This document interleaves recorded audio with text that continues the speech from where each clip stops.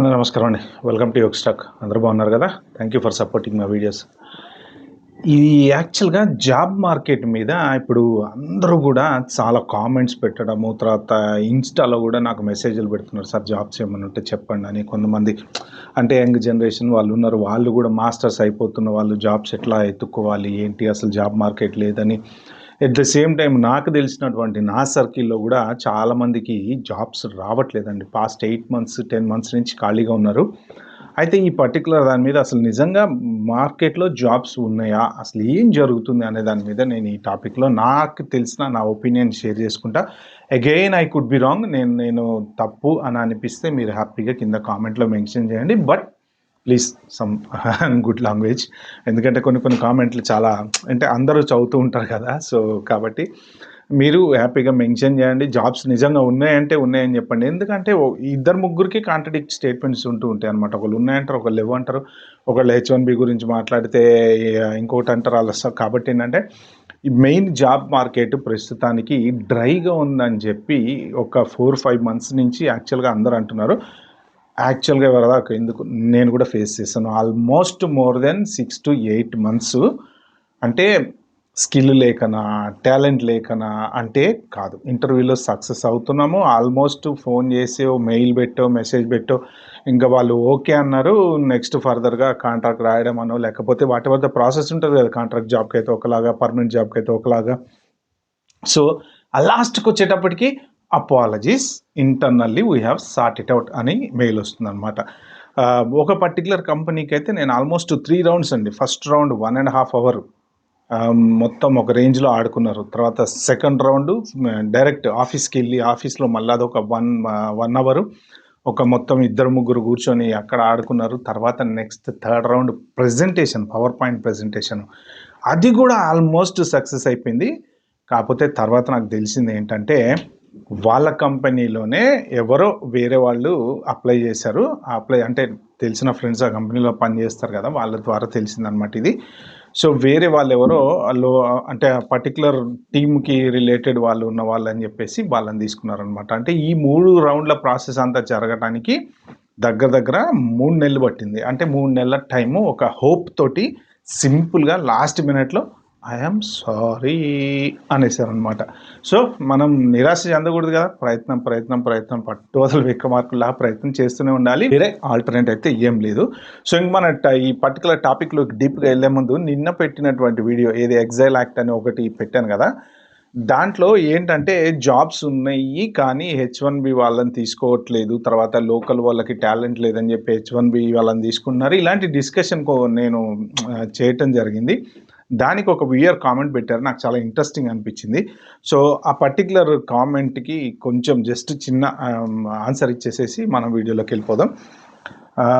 Funny but sounds like half knowledge. అంటే నాకు half knowledge.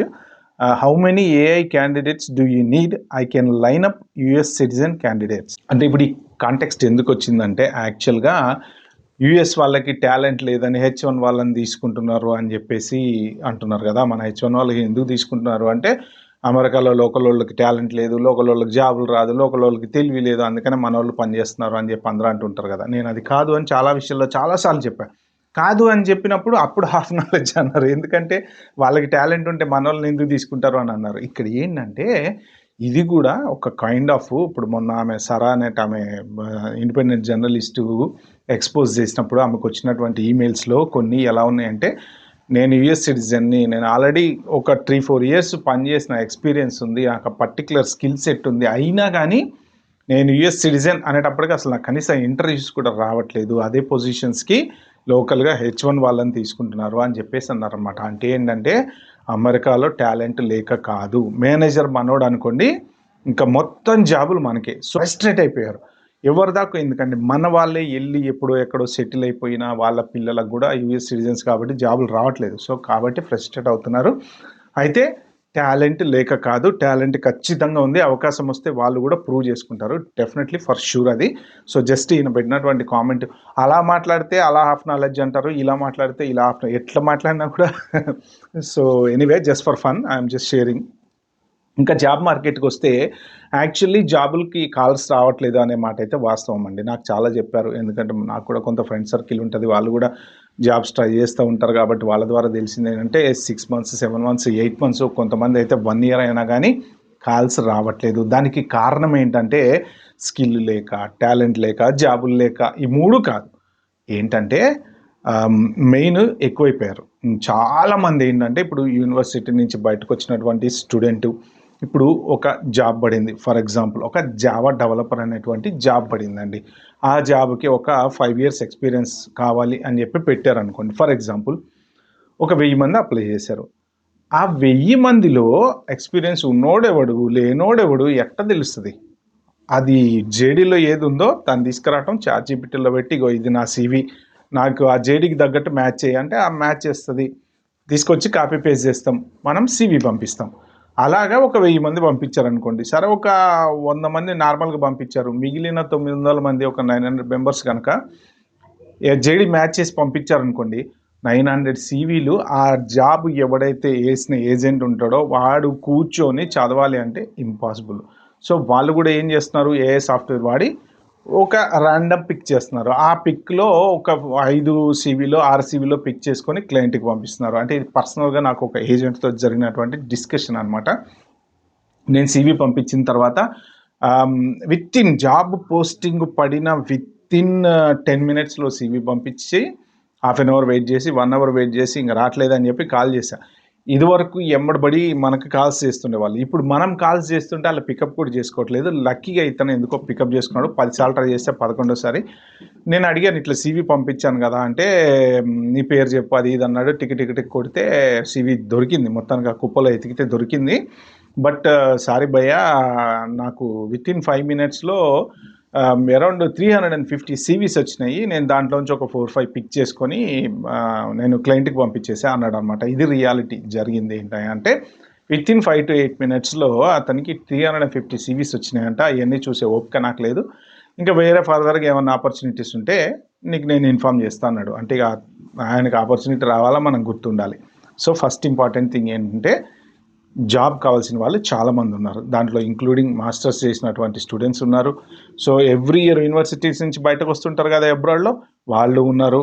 తర్వాత జాబ్‌లు లే ఆఫ్‌లు విపరీతమైన లే ఆఫ్‌లు జరిగినాయండి. రీసెంట్‌గా చూసుకుంటే లాస్ట్ ఇయర్ దగ్గర దగ్గర 1,80,000 మంది లే ఆఫ్‌లు ఉన్నారు.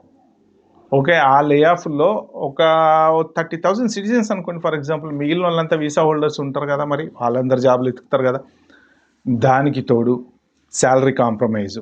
సో, ఇవన్నీ నేను ఇంకో మొత్తం రీసెర్చ్ చేసి నేను ఎన్ని పాయింట్స్ రాసి పెట్టుకున్నానంటే, దాని మీద అన్ని సోషల్ మీడియాలో అన్ని రకాలుగా చూస్తే అందరూ చెప్పే కామెంట్స్ ఎలా ఉన్నాయి, ఏంటి జాబ్ మార్కెట్ గురించి చూస్తే అర్థమైందేంటంటే చాలామంది ఉన్నారు జాబులు ఎతికేవాళ్ళు. జాబులు లేకుండా ఇంట్లో ఉండి వైఫ్ జాబ్ ఉండి హస్బెండ్‌కి లేకపోవటం, హస్బెండ్‌కి జాబ్ ఉండి వైఫ్‌కి జాబ్ లేకపోవటం అలా ఉండేవాళ్ళు చాలామంది ఉన్నారు.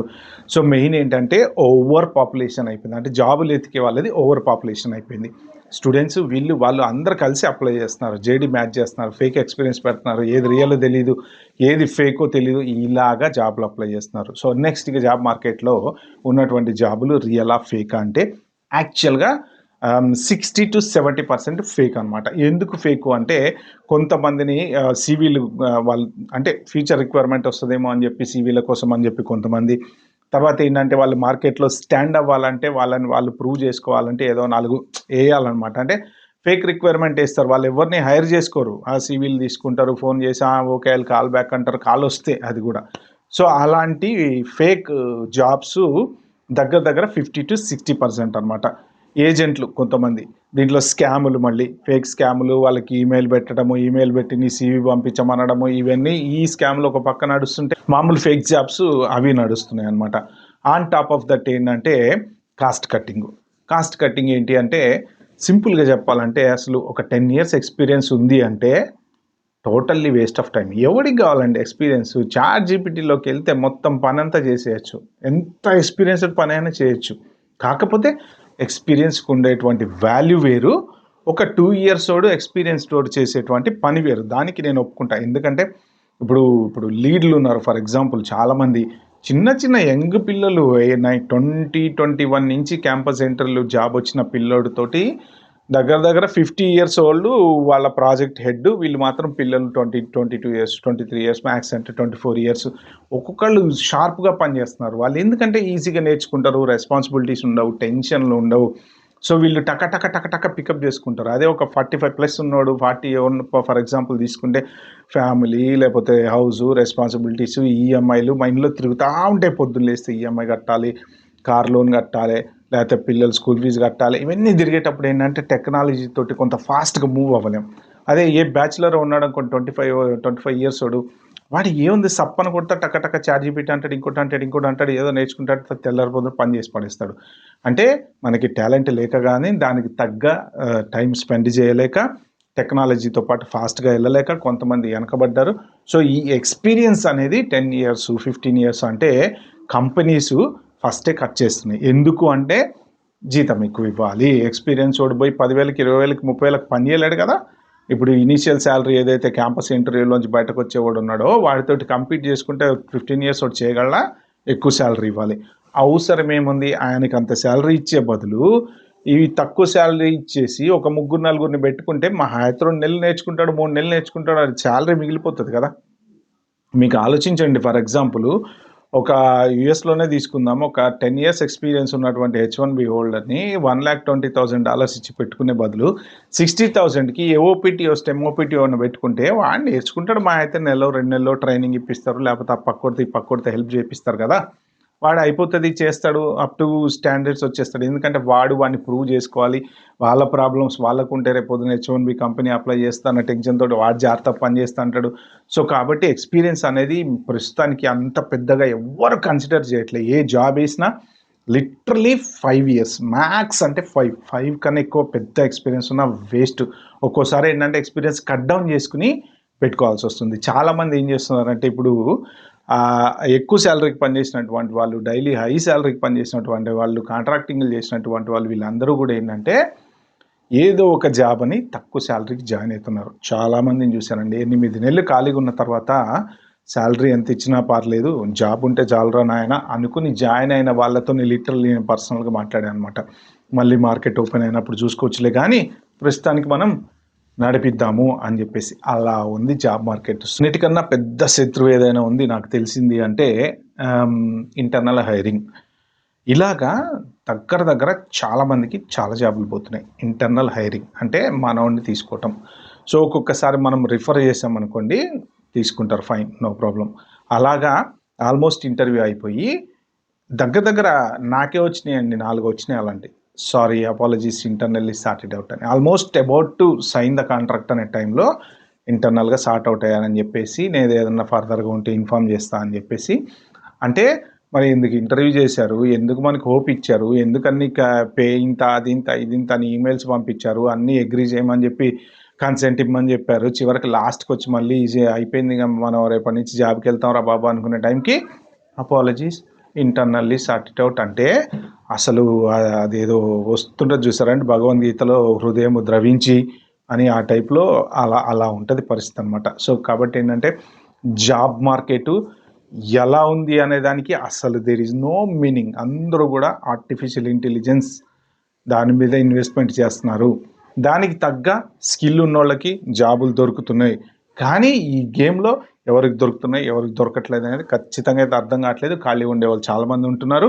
బట్ ఏంటంటే ఓవర్ హెడ్ ఏక్స్ అయితే పెట్టుకోకండి. ఇంకొక చిన్న రిక్వెస్ట్ నాది ఏంటంటే మోస్ట్ ప్రాబబ్లీ అంటే అడగకూడదు కానీ బట్ అడుగుతున్నా, ఎవరైనా 2 జాబులు, 3 జాబులు, అమెరికాలో 4 జాబులు చేసేవాళ్ళు, హెచ్-4లు, హెచ్-1లు ఉంటే మాత్రం ప్లీజ్ అవకాశం వేరే వాళ్ళకి ఇవ్వండి. అంటే మీ పర్సనల్, మీ ఇష్టం గానీ అది అంటే జనరల్‌గా నేను డబ్బులు సంపాదించుకునే అవకాశం నాకొచ్చినప్పుడు నేను ఈ మాట ఎందుకు ఇనాలి అని అనుకుంటారనమాట. బట్ ఏంటంటే అట్‌లీస్ట్ లివ్, లెట్ లివ్ అంటారు కదా!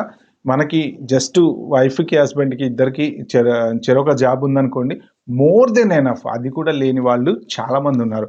అంటే వైఫ్ జాబ్ చేయని వాళ్ళు, హస్బెండ్ ఫ్యామిలీ మీద డిపెండ్ అయ్యి సడెన్‌గా జాబులు పోయిన వాళ్ళు, ఇల్లు కొనుక్కొని ఈఎంఐలు కట్టలేని వాళ్ళు, వర్ణనాతీతమైన కథలు మార్కెట్‌లో చాలా ఉన్నాయండి. వీలైతే ఎందుకంటే 2 జాబులు చేస్తే కంకరెంట్ హెచ్-1బీ ఉండాలి. నెక్స్ట్ దాంట్లో పార్ట్ టైమే చేయాలి. ఫుల్ టైమ్ చేయకూడదు. అవర్స్ మ్యాచ్ అవ్వాలి. పొరపాటున గనక ఎక్కడన్నా దొరికితే మొత్తానికి వీసా అయిపోద్ది అదొకటి. నెక్స్ట్ H4 వాళ్ళకి రిస్ట్రిక్షన్ లేదు కదా, వాళ్ళ పేరు మీద 2 జాబులు, ఒకటి ఓపీటీ, ఓ స్టెమ్ ఓపీటీ, ఒకటి ఇండియాలో చేస్తుంటాడు, ఇలా రకరకాలుగా చేస్తుంటారు. వీలైతే అవకాశం వేరే వాడికి ఇవ్వడానికైతే ప్రయత్నం చేయండి. ఎందుకంటే మనకు ఎంతవరకో అంతవరకు ఉంచుకుంటే సరిపోతుంది. బట్ ఇప్పుడు జనరల్గా ఆశ అనేది ఉంటుంది అందరికీ. 2 బెడ్రూమ్లో ఉండేవాడికి విల్లా కొనుక్కోవాలని ఉంటుంది, విల్లాలో ఉండే వాళ్ళకి బంగ్లా కొనుక్కోవాలని ఉంటుంది, ఇక బెంజ్ ఉన్నోడికి BMW ఉంటుంది, 3 సిరీస్ ఉన్నోడికి 5 సిరీస్ ఉంటుంది, ఇలా ఏ క్లాస్ ఉన్నోడికి C క్లాస్, ఇలాంటి ఆలోచనలు ఉంటాయి. కానీ బట్ ఒక్కటి గుర్తుపెట్టుకుంది ఏంటంటే, అట్లీస్ట్ మనం 2 బెడ్రూమ్లో ఉంటున్నాము, మనకు ఒక కారు ఉంది, అది కూడా లేకుండా బండి మీద పాపం ఫ్యామిలీని ఎక్కించుకుని వెళ్ళేటువంటి వాడు, లేకపోతే బస్ స్టాప్లో నిలబడి బస్ కోసం వెయిట్ చేసేటువంటి వాడు, అలాంటి వాడికి మనం ఒక అవకాశం ఇచ్చామంటే డెఫినెట్గా అది ఎక్కడో ఒకడ మనకి హెల్ప్ అవుతుంది అన్న ఉద్దేశం. సారీ, వీడియో కొంచెం లెంగ్త్ ఎక్కువైంది, ఏమనుకోకండి. కొంచెం జాబ్ మార్కెట్ గురించి డిస్కస్ చేశాం కాబట్టి. So thank you very much and wait for the next video. Bye, have a good day.